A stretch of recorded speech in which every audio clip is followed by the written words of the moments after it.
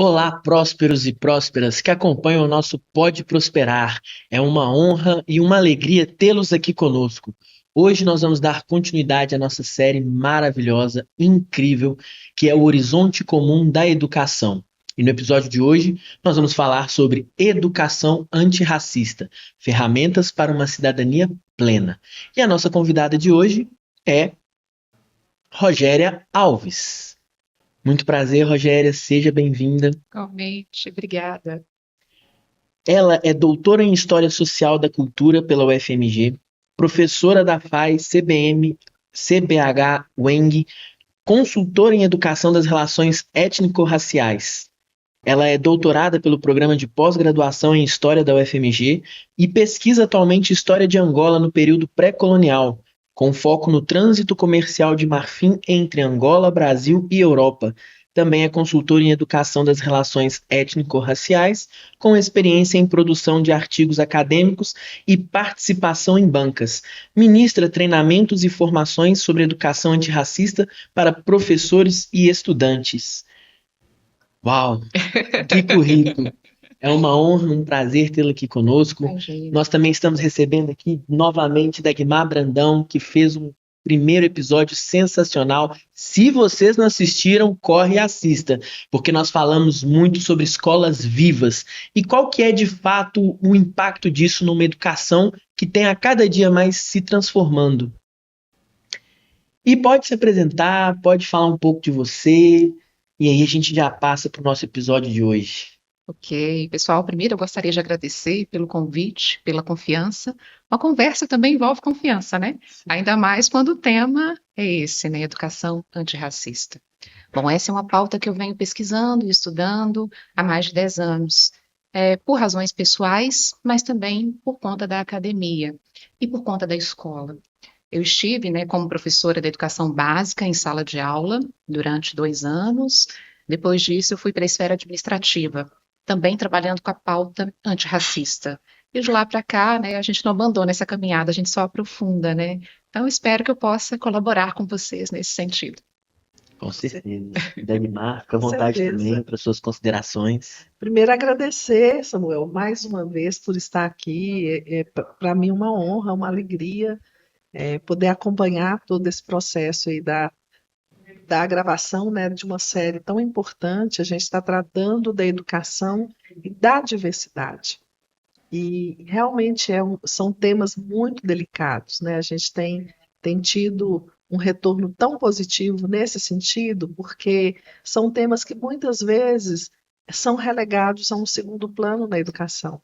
E para nós isso é muito importante. Nós, do Instituto Prosperar, a gente de fato faz uma defesa da importância da diversidade, das diferenças, né? Somos assim, então por que não a gente tratar de todos esses temas? Então é uma alegria estar aqui hoje com você, Rogério, e te agradeço também mais uma vez. Imagina, prazer é meu. Maravilha. Então, eu acho que um ponto de partida, algo que a gente pode começar, é diferenciando uma educação não racista para uma educação antirracista. Essa é uma boa pergunta. A gente lembra muito de uma frase de uma ativista norte-americana chamada Angela Davis, que é também uma pesquisadora, né, da pauta e do tema. E ela fala que numa sociedade racista não basta a gente não ser racista, a gente precisa ser antirracista. Mas o que ela quis dizer com isso, né? E o que a gente vem pesquisando e defendendo nesse sentido? Bom, não ser racista muitas vezes é ser passivo diante das questões que envolvem o racismo, seja ele estrutural, seja ele no cotidiano, seja ele recreativo. E ser, né, antirracista é assumir uma postura crítica com relação a isso. Crítica e não passiva, ou seja, se posicionar com consciência e também de maneira bastante crítica para tentar mudar essa realidade que nós temos, né? Que não é exclusividade do Brasil, nós sabemos, a questão, a pauta, né, racista acontece infelizmente no mundo inteiro, mas é um compromisso nosso, né, enquanto educadores, cidadãos, enfim, que a gente possa, de fato, ser antirracista. Com certeza. E dentro de uma pauta, né, trazendo para o ambiente escolar, Como que a gente pode imaginar o racismo estrutural se manifestando no ambiente escolar? Pois é, também é uma boa questão, porque depois que a gente teve a Lei 10.639, né, que é uma lei de 2003 no Brasil, tornou obrigatório, na verdade, né, o ensino de histórias e culturas africanas e afro-brasileiras nos currículos escolares. Depois dessa lei, a gente teve a 11.645, de 2008, que inclui também, né, a pauta temática dos povos originários, indígenas. Bom, de lá para cá, a escola, o sistema escolar como um todo, seja, né, privado, público, tem se havido com essa questão. Mas ainda precisamos caminhar muito. O racismo estrutural se manifesta de diversas formas dentro do sistema escolar, seja desde a exclusão que é posta para os sujeitos, né, lidos e lidas como negros e negras no nosso país, e essa muitas vezes é uma exclusão velada nos ambientes escolares.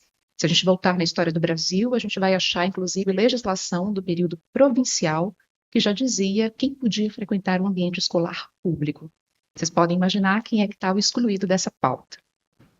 E atualmente, a gente, né, olhando para os dados educacionais, a gente sabe também que o próprio sistema público ele vai expulsando, entre aspas, ali do seu dia a dia, do seu cotidiano, vários meninos e meninas negros e negras também, por uma série de razões. Desde os estereótipos que circulam, quem nunca ouviu, né, que o indisciplinado da sala ou indisciplinada da sala tem um estereótipo físico. Nós sabemos disso. Essa é uma das formas do racismo estrutural se manifestar no ambiente escolar. A outra é como essa escola representa os seus estudantes ou mesmo os personagens literários. Quando você chega num ambiente escolar, normalmente tem muita ilustração, né?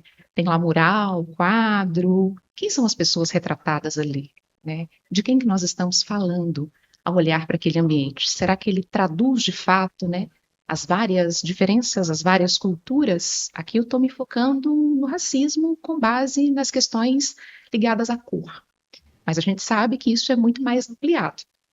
E, por exemplo, a gente dificilmente encontra nessas representações visuais sujeitos quilombolas, sujeitos ciganos, indígenas. Todos são grupos, né, que fazem parte aí da formação da sociedade brasileira. Olhar para o acervo dessa escola também, especialmente se ela for pública, muitas vezes a gente sabe que chega, né, para esse acervo escolar, bibliotecário, materiais que tratam da temática, por conta das duas leis que eu mencionei. Mas onde é que estão esses materiais? Às vezes está escondidinho, lá no fundo da biblioteca. E aí você pergunta por quê, e fala assim, olha, a gente não tem ninguém para trabalhar com esse tema, a gente não sabe mexer com isso. E aí também é uma forma desse racismo estrutural se manifestar. Então, sim, são vários âmbitos, né, para a gente poder pensar como que ele se manifesta. Uma coisa interessante da gente olhar também é para o quadro desses professores, dessas professoras, né, essa gestão, o quanto ela reflete de diversidade. E aí são questões, né, estruturais para a gente poder observar e perguntas a serem feitas. Com certeza. E Dagmar, com toda a sua experiência em gestão, dentro de organização, administração escolar, como que você enxerga esse problema estrutural? Eu penso que nós ainda temos um caminho tão grande pela frente, né? Assim, já avançamos. Eu acho que era um tema que nem se tocava, a gente nem falava dele, era meio que é, sabotado mesmo, né? Não se explicitava. Eu acho que hoje o tema está posto, né? A gente quer de fato trabalhar com a promoção da igualdade racial, a gente quer de fato nas escolas estabelecer equidade, né? A gente quer todos dentro da escola aprendendo de fato. E isso, ainda que a gente tenha muito caminho pela frente, nós sabemos que existe, de uma forma geral, toda uma política pensada para isso, né? Eu tenho uma experiência grande no trato com a educação básica, e principalmente com a educação infantil e ensino fundamental. E a gente trabalhou com várias possibilidades, com vários projetos. Eu sou da rede pública de Belo Horizonte, né? Eu me aposentei na rede pública de Belo Horizonte. Então, desde a promoção de um kit de literatura específico, né, que você deve conhecer, até a produção de material, a formação de professores, programas como o PIP, que era um programa de intervenção mesmo na produção da aprendizagem das escolas, e a gente tinha um público quase que hegemônico de negras e negros, crianças, né? Que a gente sabe que são essas que trazem algumas dificuldades, que a gente precisa fazer essa correção, que a gente precisa estabelecer equidade, a gente precisa garantir a aprendizagem para todos. Então, eram programas muito voltados para que a gente quebrasse um pouco esse lugar estrutural, né, que não se abre, que não se propõe políticas específicas. Mas não tem muito, a gente não pode dizer assim, está sanado, né? A gente ainda tem um caminho bom aí pela frente, mas eu penso que a gente já tem uma mobilização para isso. Com certeza. E com essa nossa série, está cada vez mais à mostra o tanto que a gente precisa conversar mais, dialogar mais, né? Pensar escola, educação, todos os agentes de uma forma que inclua, não exclua, porque principalmente a gente tem como objetivo aqui trazer essas discussões, não só igual você falou, foi preciso uma lei para que realmente esse material fosse integrado. Então a gente está começando ali uma construção.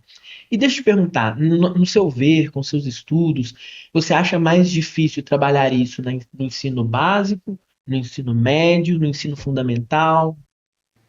Bom, a gente tem defendido que talvez o mais difícil seja trabalhar isso lá na ponta, quando o estudante já está pronto, vamos dizer assim, quando ele chega lá no ensino médio.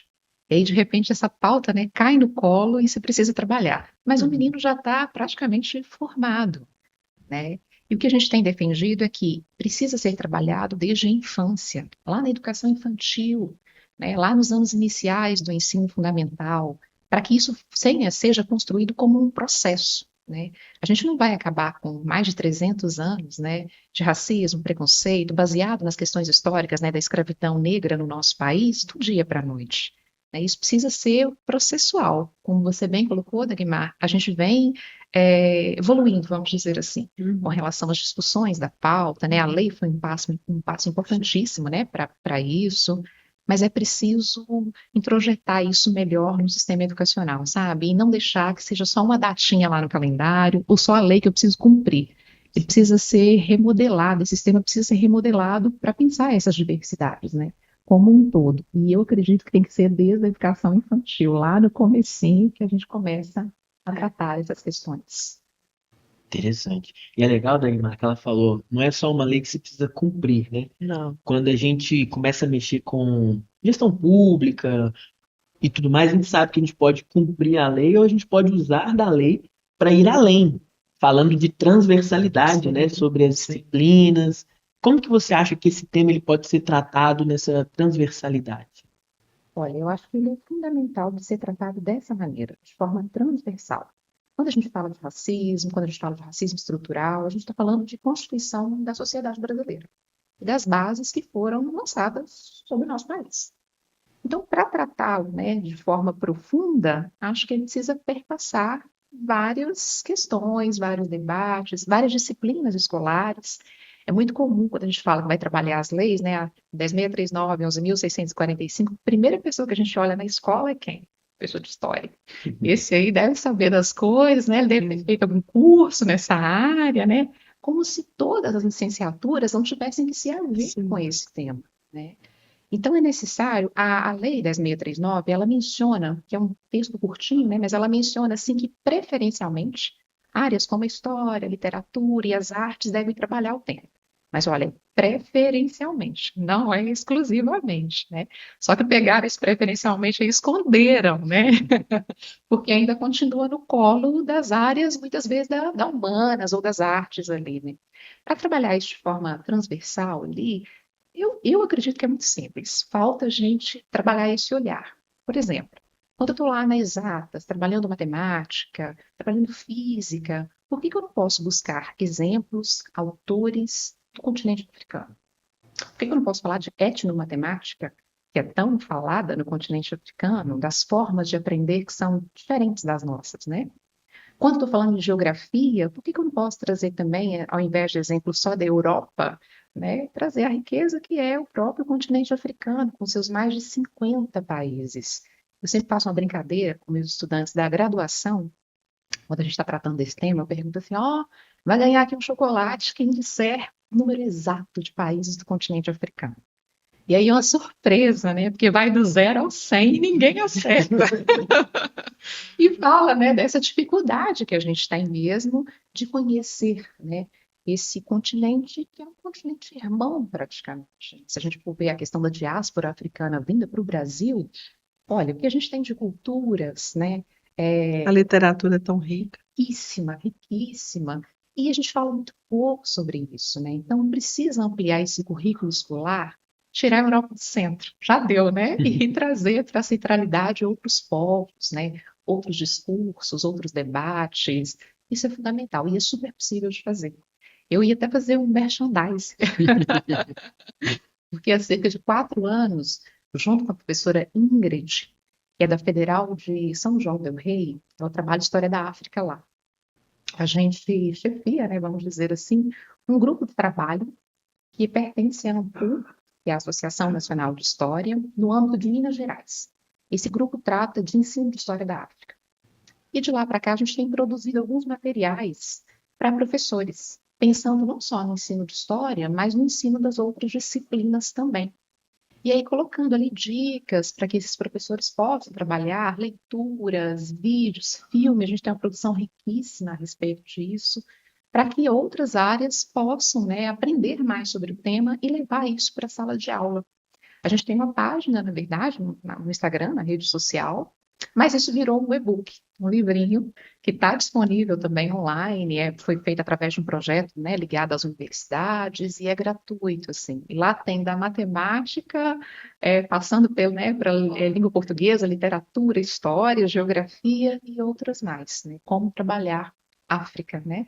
E as suas riquezas e a sua cultura em sala de aula. Fica esse Maravilha, convite. maravilha. Maravilha. Ô, Rogério, quando a gente fala de currículo, eu penso que tem um currículo aí oculto, né, que tem todo um conceito, né, sobre esse currículo oculto, e eu acho que quando a gente está tratando dessa temática, a gente não pode esquecer desse currículo, porque ele é tão definidor dentro das escolas, né, os valores, o olhar, quando você fala, por que não tratar da África ao invés da Europa, né, que currículo que eu escolho para minha escola, né, como que politicamente eu quero estabelecer uma relação de equidade, como que eu vou trabalhar essa questão da promoção da igualdade racial dentro da minha escola, isso tudo é um currículo que precisa ser explicitado, ele não pode mais ficar oculto, né?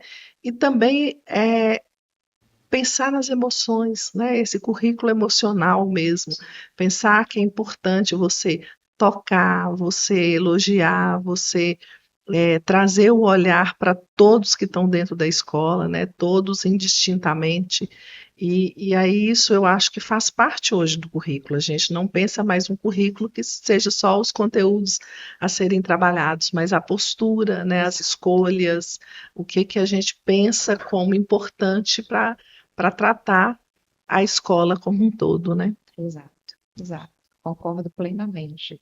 Acho que tudo isso que envolve, né, o clima escolar, de fato, né, para além do que está posto ali como disciplina, como conteúdo, faz, na verdade, muita diferença, Muito. né, na vida dos estudantes, às vezes mais do que o próprio currículo, É. né? Eu brinco que eu sou uma prova viva disso, assim. Durante minha trajetória escolar, que foi feita no interior de Minas Gerais, em escolas públicas e tudo mais, eu tive sempre boas gestoras, especialmente mulheres, né, que estão nesse lugar, boas professoras e bons professores também. Que, embora, né, essa era uma pauta que nem era tratada, discutida na década de 90, Uhum. de certa forma estava presente ali com os Sim. meus professores, com os gestores. Uhum. E isso fez muita diferença, né? Deixa você, de fato, acreditar que é possível, que a educação, Sim. de fato, transforma a vida. Você não está ali só para cumprir, né, o ensino fundamental e sair, vai trabalhar. Não que isso seja ruim, mas não pode ser opção exclusiva do sujeito. Você disse antes das escolas que antigamente, né, selecionavam. Hoje talvez a seleção seja de uma outra forma, né? Seja através desse currículo aí oculto, né? Que você dá um jeito de expulsar aqueles que não são a média, né? A gente tem um protótipo de que estudante que a gente quer dentro da escola hoje. E se não está dentro daquela média, dá um jeito de acabar sendo excluído de alguma forma. E isso a gente não pode aceitar mais, né? Essa escola precisa acolher a todos. E acolher é ter um trato que possa tratar cada um especificamente, distintamente, mas estabelecendo direitos iguais para todos que estão ali dentro, né? Acolhe, permanece e aprende. E isso aí não é um desafio fácil. Não, de maneira alguma, né? A permanência talvez seja um dos maiores desafios hoje, né? Sim, Tanto na educação básica quanto no ensino superior. sim. Com certeza. Exato. E aqui, pessoal, não vamos esquecer não, hein? Vou deixar aqui nos comentários o livro. Vai estar na descrição. Baixem, leiam, se instruam, porque conhecimento realmente é maravilhoso. Quanto mais a gente conhece, menos preconceito, mais visão de mundo. Igual como você falou, né? A gente sempre teve uma educação centrada na Europa, Europa no centro, eurocêntrica, Europa no centro de tudo. Mas existem muitos outros países, né? Eu mesmo lembro que quando eu estudei, eu não sei quase nada de asiático, os continentes asiáticos. A África a gente estudava na aula de história, geografia, pelos escambos, pelo comércio. De vez em quando ia ali na Índia e voltava. Mas realmente a gente precisa ter um currículo que agregue cultura, porque afinal de contas a gente também está falando da formação do cidadão, né? E dentro disso, esse tema de formação cidadã, o quanto que você descreveria ser importante, eu digo até realmente definitivo, a educação para que se forme um cidadão que não reproduza preconceitos e aquele ideário que ficou na mente das pessoas por muito tempo como só uma piadinha. Olha, é um desafio grande, né? Equacionar isso tudo na conta da educação, vamos dizer assim. Mas, de fato, ela é fundamental, né? Como instrumento transformador, e aí não é só discurso, né? Mas é dizer do quanto que isso, de fato, impacta, né, a vida das pessoas. Mas é também pensar nesse caráter, não só instrutivo, formador da escola, mas essencial, no sentido de trazer conhecimento, mostrar essas diferenças, o porquê dessas diferenças, como que elas foram construídas ao longo do tempo, para que essa discussão saia de um discurso raso, que a gente infelizmente testemunha hoje, né, por diversas razões. Então, quando a gente fala hoje, por exemplo, né, da questão das cotas raciais, seja para a universidade, seja em concurso público, né, há muitas discussões que ficam nesse meio termo raso ainda, né, de dizer, olha, nem precisa mais, tem a Lei 10.639, esse pessoal já está aí na universidade, né? Mas quais que são as razões disso, né? Historicamente falando, né? Estou defendendo aqui o lado da história, né? Vendendo o peixe, mas que nem eu disse, né? As outras disciplinas também estão implicadas nisso, né? O que que explica, né, essas diferenças? Elas não são naturais, elas são construídas ao longo do tempo. Para o meu estudante entender a importância que é uma cota racial na universidade, no concurso público hoje, ele precisa ter toda essa construção, né, para que ele não reproduza discursos ou opiniões que ainda são rasas, né, com relação a todas as implicações sociais, econômicas, culturais que estão postas nessas exclusões que a gente comentou agora há pouco. Então, a escola tem esse caráter, né, formador, formativo e de responsabilidade também, né, social com essas questões. É importante a gente dizer que é a escola, não é o professor, né, que muitas vezes também está na conta do professor ali, né, do sujeito, quase que personalíssimo assim, né, de se haver com isso. Mas a escola é responsável por todo, né, a gestão, comunidade escolar, como que isso é construído, os documentos que orientam essa escola, como que a gente pensa esse sistema escolar, tudo isso precisa se implicar nessa luta, né, antirracista e nessa construção educacional formativa. Ô, Rogéria, eu sou muito otimista, eu sou uma pessoa otimista, e eu tenho visto, eu tenho percebido uma geração tão mais livre, tão mais descolada, assim, e com menos preconceito, né? Não só na questão racial, né? De uma forma geral, gênero, Enfim, está no mundo eu acho que de uma forma mais livre. O que você acha disso? Você acha que é só um machismo meu? Não, eu também gosto dessa perspectiva otimista, eu gosto de ser otimista, eu estou há 11 anos em sala de aula, então eu passei, né, por diferentes etapas escolares, mas o que eu permaneço mais tempo é no ensino superior. E assim, de 8 anos para cá, a gente vai vendo como é que esse ensino superior também mudou. Sim, Como vários grupos chegaram à universidade, né? E aqui a gente não estou falando só de negros e negras, né? Mas a gente está falando da diversidade como um todo. Então, esse ambiente, né? A universidade tem feito jus a seu nome, né? Universidade, né? O universo de pessoas ali. Então, isso tem se ampliado, sim. Eu concordo com você. É uma geração que tem chegado na graduação, à licenciatura pública, muito mais livre, né, desses preconceitos, muito mais aberta ao diálogo. Eu acho que isso é um ponto importantíssimo, assim, que precisa ser valorizado. Por outro lado, às vezes ainda quando eu vejo algumas pesquisas, quando eu corro o dedo em rede social e tal, a gente ainda tem algumas bolhas, né? De preconceito, de pessoas muito fechadas ainda com relação a essa proposta. Então, acho que é um pouco daquilo que a gente comentou no início, né? A gente avançou, mas não podemos parar, sim. né? Precisa estar vigilante aí, É né? Com dois, relação a dois isso. passos à frente e um para trás, né? Você vai e volta. É, É cíclico mesmo. é um aprendizado e tanto, né? Sim. Mas quando a gente fala de estruturas, né, de romper com estruturas, a gente está falando de séculos, né? Não estamos falando de. A gente quer tudo muito rápido, né? E a gente quer ver na nossa geração aquilo ali concretizado, mas isso leva um tempo, e nós sabemos. Verdade. Mas eu acredito muito na rapaziada. Também.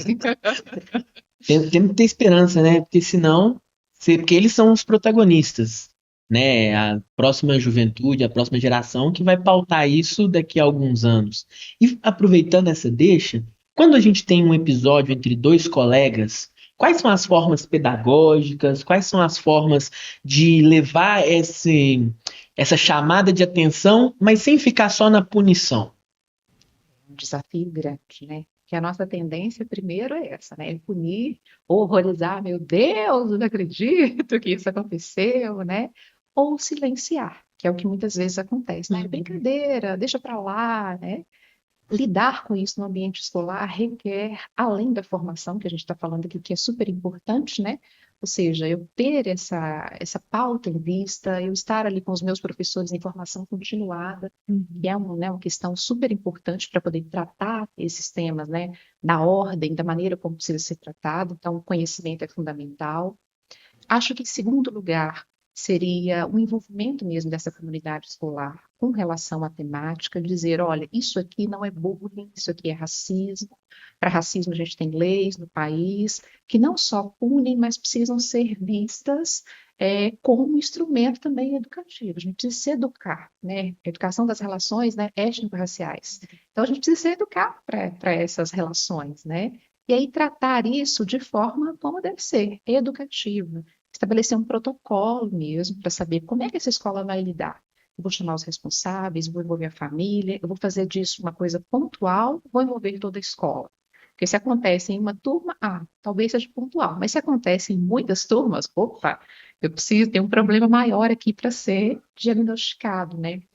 O Adilson Moreira, que é um pesquisador, né, da área jurídica, ele fala muito que em ambiente escolar é muito comum a gente ver o tal do racismo recreativo, que é aquele que vira piadinha, né? E todo mundo, não, foi brincadeira, não foi bem isso que ele quis dizer, que ela quis dizer, né? E aí a gente não tomar nenhuma providência no sentido de corrigir isso.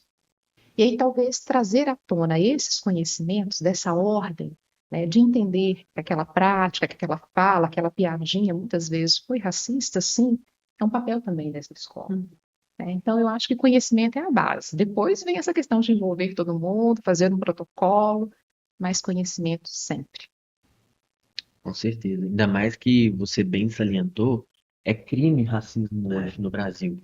E a criança, ela não pode achar que é normal, piadinha, e crescendo com aquilo, ainda que lá no fundo, como se fosse algo meio escondido, e aí quando evidencia, cria todo um problema para ela mesma, para as pessoas ao redor.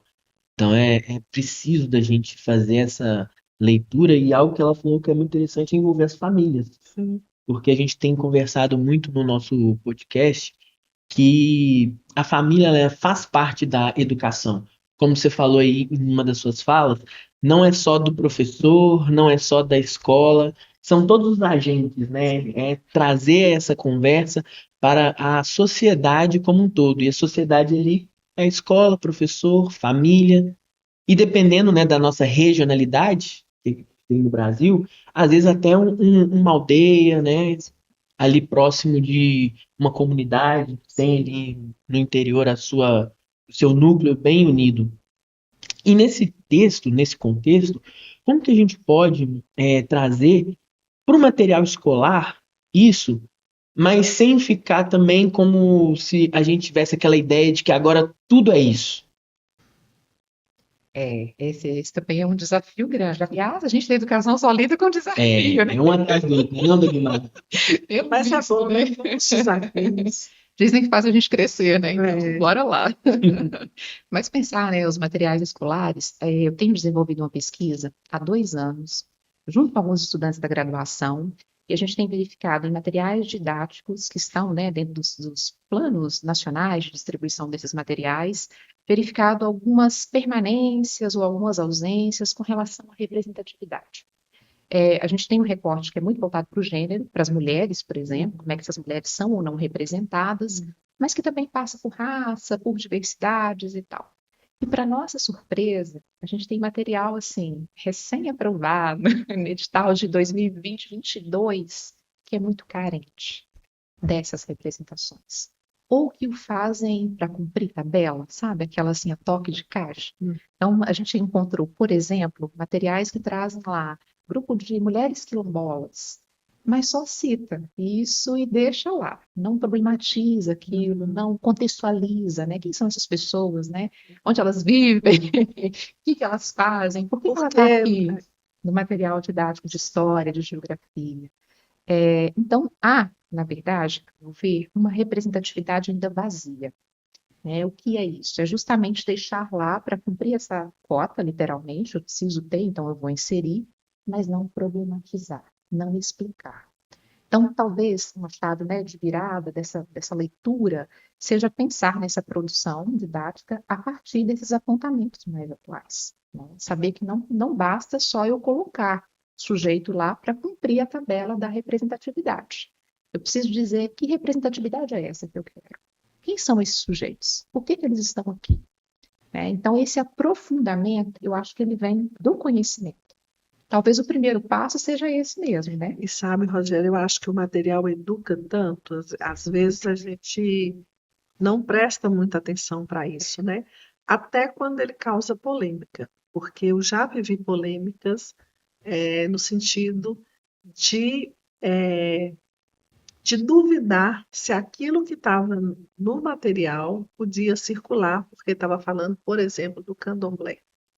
Né? Eu já vivi situações onde um grupo dizia assim, precisa tirar esse livro de circulação porque ele está falando de uma religião que a gente não autoriza, que não pode ser colocado em material didático. Até quando se gera polêmica, eu acho que é educativo, sabe? Poder entrar nessa discussão, fazer essas inserções, a gente entender por que está gerando essa polêmica, a construção dessa resposta, né, É, dá para a gente um lugar de discussão que eu acho que é muito importante quando a gente pensa em material escolar, em material didático, né? sim.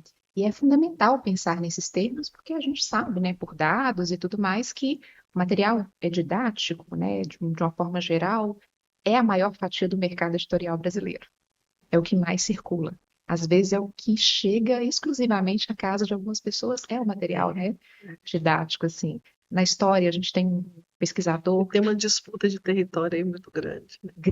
grandiosa, né? Porque a gente está falando de casa, né? De cifras grandes, assim, né? Nessa produção, nesse O consumo, né? mercado literário é gigante, né? Exato. Inclusive, a gente pode falar até mesmo de produção, porque quando a gente pega um material que é, na sua maioria, branco, pessoas brancas representadas, ele geralmente é europeia, porque de lá vem a maior parte das pessoas que são únicas dessa cor.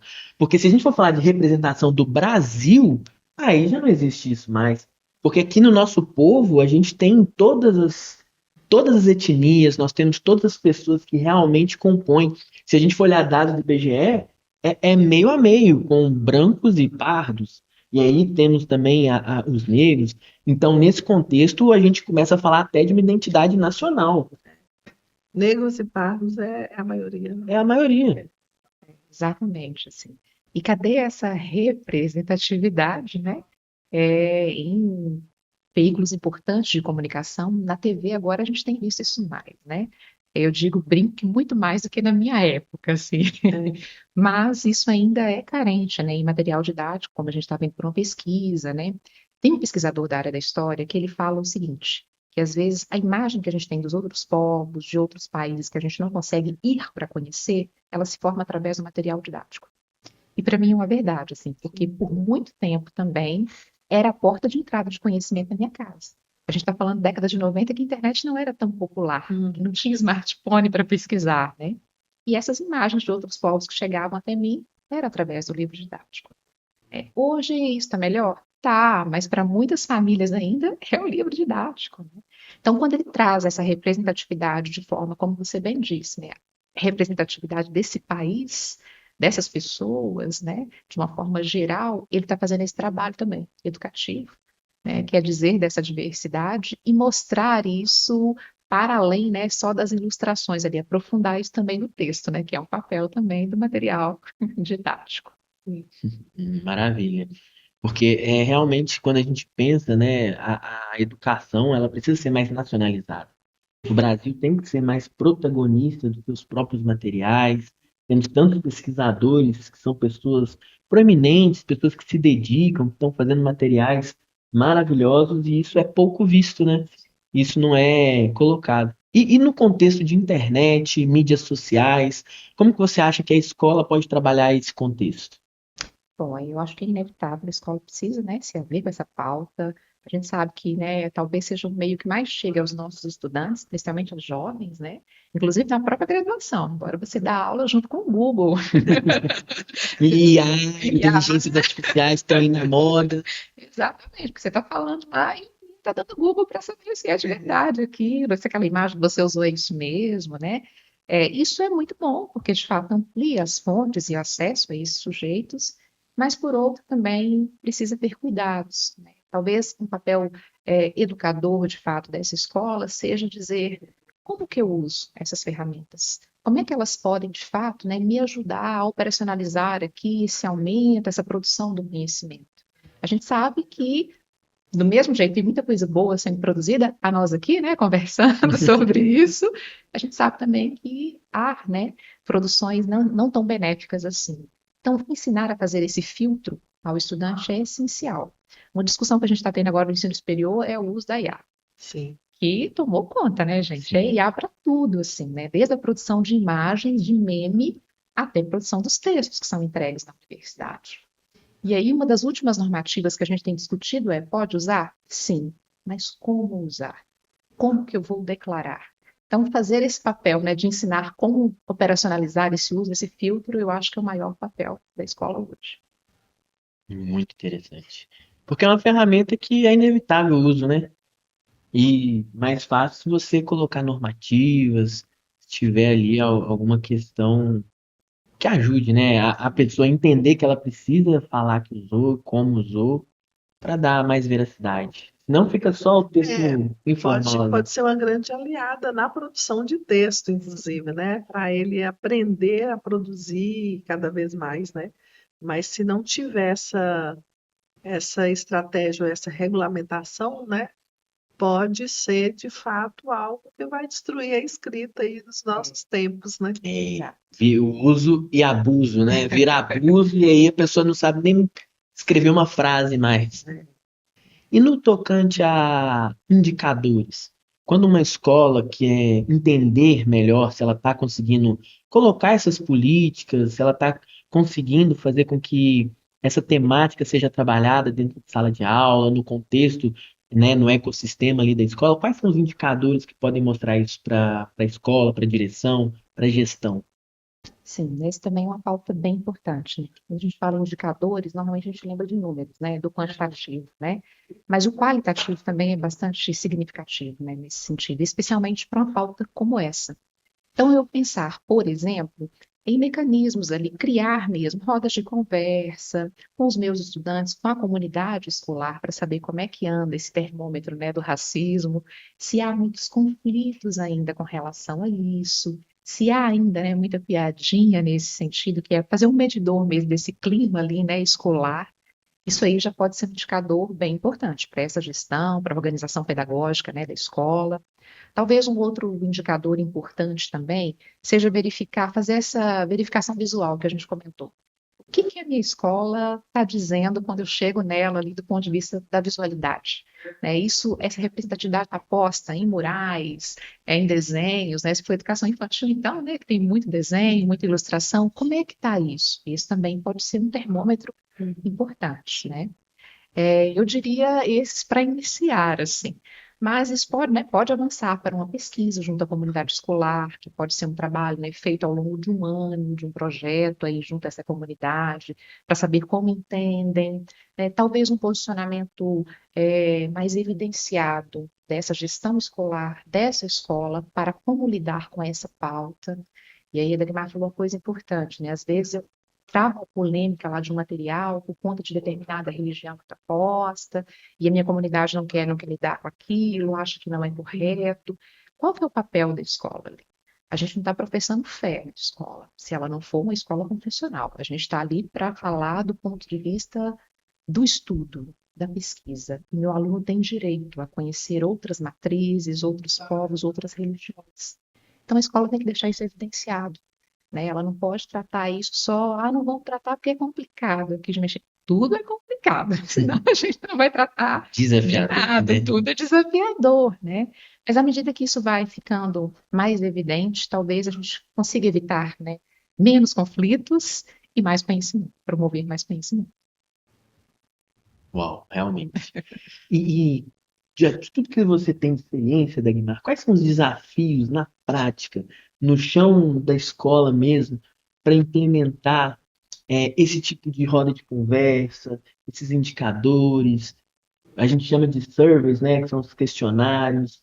Você acha que tem uma dificuldade por falta do interesse de uma gestão, ou talvez porque são tantos os problemas, né, que primeiro a gente tem que fazer com que a criança estude, saiba, né, falar direito, fazer conta, entenda a língua. Conta pra gente. Eu penso que, assim, eu disse isso, né, no nosso podcast, a escola é o espaço mais democrático que existe dentro de uma sociedade. Mas, ao mesmo tempo, é um lugar da convivência e trazer os pais para esse lugar de estar dentro da escola e contribuindo e fazendo uma discussão que é uma discussão curricular, isso ainda não é uma prática escolar, né? O pai, a família, ele participa da escola em momentos muito pontuais e, em geral, ele vai à escola resolver algum problema que o filho está tendo dentro da escola, né? Ele não é chamado para fazer uma discussão, né? Vamos fazer agora nós vamos implementar um projeto, ou a gente quer fazer um diálogo com vocês, a gente quer fazer uma avaliação, a gente quer fazer uma construção, a gente quer fazer uma pesquisa. Em geral, os pais não são convidados para esse tipo de ação dentro da escola, né? Então, é uma prática que ainda não é vigente. A gente tem ela como possibilidade, como campo de possibilidade, mas não como ação real. Então, essa prática ainda ela precisa entrar para dentro da escola, né? A gente tem um ou outro projeto acontecendo, a gente tem uma referência acontecendo ali, mas não é usual, né? Não é da realidade da escola. E aí, assim, essa construção depende muito de quem está à frente, da gestão, de quem é o diretor, de como que essa relação acontece. A gente sabe que as melhores escolas, elas estão nesse lugar, né? Quando a Unesco pergunta para as 10 melhores escolas do Brasil, Por que que vocês chegaram nesse lugar de ter o melhor IDEB do Brasil, né, que é o Índice de Desenvolvimento da Educação Básica? Uma das primeiras questões que essas escolas, de uma forma geral, levantam é porque a gente tem uma participação muito grande da comunidade na construção da nossa escola. Mas isso não é para todas, infelizmente, né? Então, acho que é uma prática que precisa ser colocada, mas ainda não é real. Não corresponde à nossa realidade. Com Não certeza. sei se foi isso que você me perguntou. Foi, porque quando a gente para pensar, acaba sempre voltando para a questão dos regionalismos, né, de integrar mais a família, né, porque a educação nunca vai ser um papel só do professor ou só da escola. É realmente começar a pensar na formação cidadã e de todos os atores serem responsáveis, né, Sim. pelos seus papéis, porque a gente A coloca gente muito. vê a diferença de uma escola que tem um diálogo com a comunidade, assim, é, é gritante, né? É gritante, assim, como que a escola respira um outro ar, né? Você entra na escola, você percebe. Eu já cheguei em escola que, assim, ao entrar no portão já tinha um mural enorme comunicando aos pais os resultados reais dos estudantes. Então, dizendo assim: olha, tantas crianças faltaram, a gente precisa trazer fulano, ciclano de volta, assim, colocar os nomes. Nós aferimos agora a alfabetização na escola, nós temos 70% dos nossos meninos alfabetizados, mas ainda tem 30%. Esse tipo de ação dá para a escola um lugar tão especial, né, de diálogo com a comunidade, de trazer a comunidade para dentro da escola, mas isso não é ainda uma prática, né? É isso que eu disse. Falando de Brasil, a gente precisa continuar tendo esses momentos de diálogos, levar a sério a educação, investir mais, porque tudo isso, no final das contas, vai fazer com que a nossa educação ela avance, que é o que a gente quer em todas as áreas, né? Eu acho até porque tem um universo muito complexo colocado dentro da escola. E hoje, na falta de políticas públicas, tudo vai para dentro da educação, né? Então, assim, às vezes a política que é necessária é uma política de segurança, mas a indicação é matricula na escola, né? Às vezes é uma política de saúde, né? O menino é usuário de droga, precisaria de uma política de saúde. Mas qual que é a primeira exigência? Que esteja matriculado na escola. Então, a escola lida com um campo tão enorme de questões que são colocadas para dentro da escola que, às vezes, o que é essencial fica de fora, né? Verdade. Bom, chegamos no fim. Eu quero te agradecer a sua participação, quero te agradecer o enriquecimento dessa série. Foi maravilhoso a nossa conversa. Deixo aqui um espaço antes da gente fazer as considerações finais, para que você sinta-se livre para abordar algum tema que talvez você achou que não foi contemplado, ou deixar alguma citação de livro, indicação de série. O livro que você falou já vai estar aqui, viu, gente? Na descrição. Mas fica à vontade. E, bom, né, novamente eu agradeço vocês pelo convite, por esse bate-papo, né, tão necessário nesses tempos atuais. Bom, eu deixaria, né, deixaria dois recadinhos, vamos dizer assim. Primeiro é lembrar, né, não só a comunidade escolar, a gestão escolar, mas a nós, educadores, né, como um todo, que trabalhar as questões étnico-raciais não se reduz a uma data no calendário. A gente tem que lembrar isso todas as vezes, né? Quem trabalha com a pauta sabe que vai chegando novembro e aí a agenda fica lotada por causa do 20 de novembro. Mas essa é uma pauta que tem que ser trabalhada o ano escolar inteiro. Então, é necessário que a gente acorde para essa realidade. Não é com uma ação pontual que eu resolvo todos esses problemas, né, dentro da escola. E é isso, a gente tem problemas de vários âmbitos. Mas quando vai tratar de uma educação antirracista, ela também precisa ser feita de forma processual, ao longo do ano ali escolar, não só numa data. E eu deixo também, né, algumas indicações aí para professores, gestores, né, os ouvintes que estejam interessados na pauta, de livros acessíveis e que tratam da temática, né, de um ponto de vista mais atual, para começar a abordar a questão da educação antirracista. Talvez o primeiro deles seja o Pequeno Manual Antirracista, da Djamila Ribeiro. já publicado, né, há algum tempo no Brasil, mas que traz informações importantes sobre essa pauta.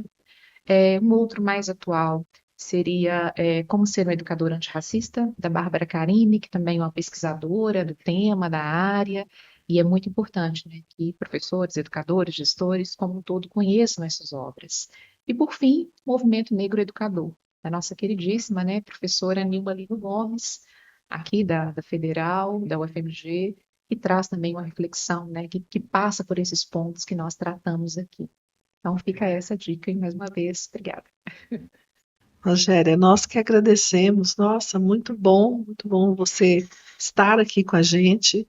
E a gente sabe que é difícil, né, no fazer diário, na correria de professor, tirar um tempo para poder estar aqui, fazer um trabalho uma conversa, né, que possa repercutir, mas que ao mesmo tempo a gente não consegue tirar esse tempo nem sempre, né? E contar com você foi muito especial, muito bom. Obrigada, viu? Eu que agradeço. Obrigado também, Dagmar, por aceitar esse convite. Estamos aqui. Foi uma somatória muito boa a conversa. E te aguardo nos próximos. Com certeza. Então é isso, prósperos e prósperas que assistem o nosso Pode Prosperar. Continuem acompanhando a nossa série, porque nós estamos chegando a grandes horizontes comuns da educação. Eu falo horizontes porque foram tantas conversas, tantas coisas que ampliou pelo menos os meus horizontes. Mas o horizonte comum da educação é um só, é estudar, é ter uma cidade, uma educação pujante, viva, com uma gestão que faz a diferença, que está preocupada em unir as pessoas. E comentem aqui também o que vocês acham que é a solução da educação. Vamos conversar aqui nos comentários para a gente poder elucidar mais essa questão. E a gente se encontra no próximo episódio. Muito obrigado.